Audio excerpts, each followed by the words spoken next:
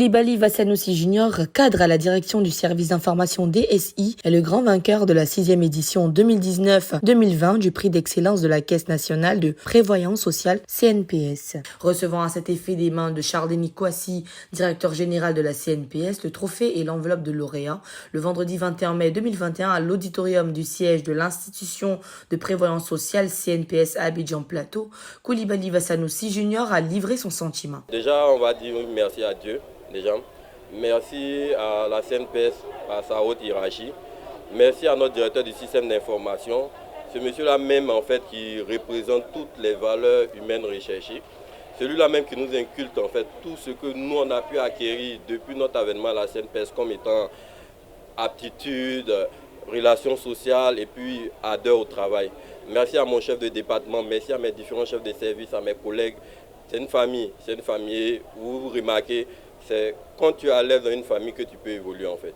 Donc je remercie l'ensemble de nos collaborateurs, des agents de la CNPS et tout. Merci à tout le monde. Outre ce super prix baptisé prix sacré, Koulibaly Vassanoussi a aussi remporté le prix du meilleur agent des structures centrales de la CNPS. D'autres prix sectoriels ont été attribués à cette occasion, notamment le prix du meilleur agent de structure déconcentrée remporté par Kwaone Clao Geneviève de l'agence de prévoyance sociale APS de Beaunois, le prix du meilleur agent junior remporté par J. Ayami de l'APS d'Abangourou ou encore le prix du top manager enlevé par Eboué Victorien de l'APS San Pedro. Pour ce qui est des agences, l'APS de San Pedro a été désignée meilleure structure déconcentrée, tandis que le prix de meilleure structure centrale est revenu à la direction de la prévention et de la promotion de la santé et de la sécurité au travail, DPPSS. Quelques lauréats se sont exprimés. Je suis très heureuse.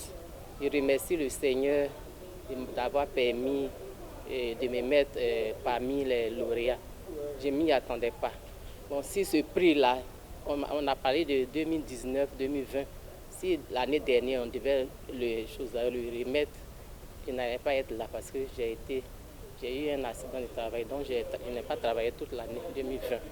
Donc vraiment j'ai repris il n'y a pas trop longtemps et ce prix-là vraiment me touche.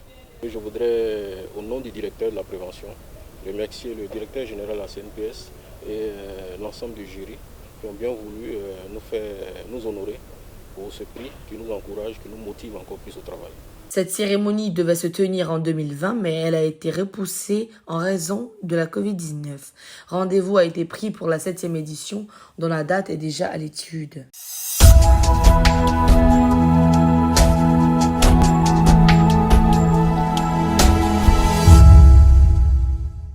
La MMCI, entendons par là la Mutuelle des motocyclistes de Côte d'Ivoire, a entamé une campagne de sensibilisation sur la sécurité routière.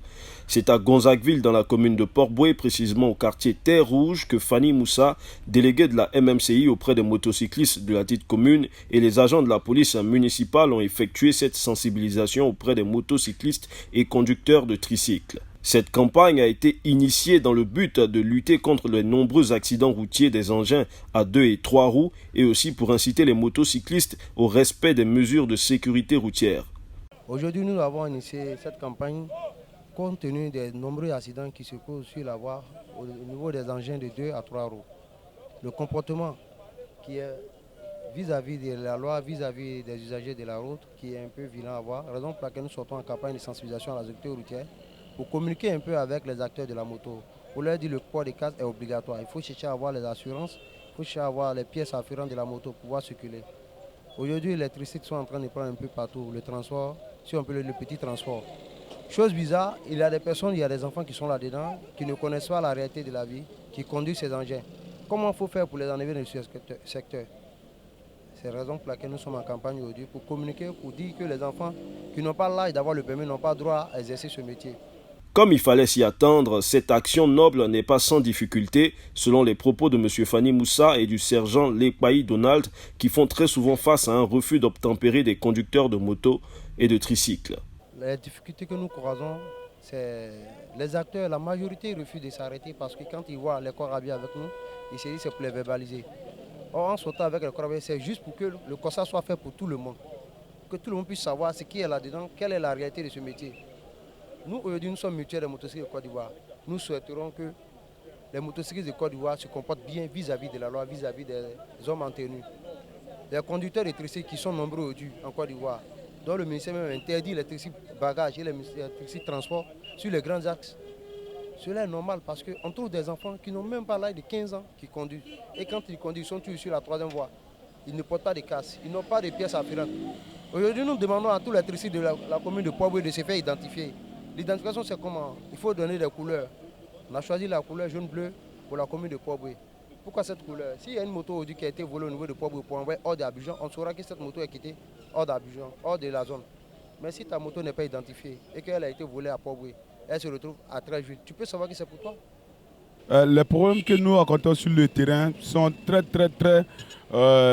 récurrents. Et à chaque fois, quand on arrête les cyclistes ou les motocyclistes, ils essaient de nous échapper. Et là, c'est très compliqué, c'est très difficile. Souvent, il y en a qui sont en règle, mais il y en a pas de casque. Ils ne portent même pas de casque, puis ils transportent des personnes derrière. C'est un peu difficile pour nous. Donc, nous demandons au gouvernement de nous aider dans ce sens, en nous remettant aussi des motos pour pouvoir les pourchasser, pour les ramener à la raison. Pendant 3 semaines, Fanny Moussa et les agents de la MMCI ont sillonné plusieurs quartiers de la commune de Port-Boué dans le cadre de la sensibilisation sur le port du casque et du respect des mesures de la sécurité routière. Cette campagne qui a débuté le 6 mai a pris fin ce samedi 22 mai 2021.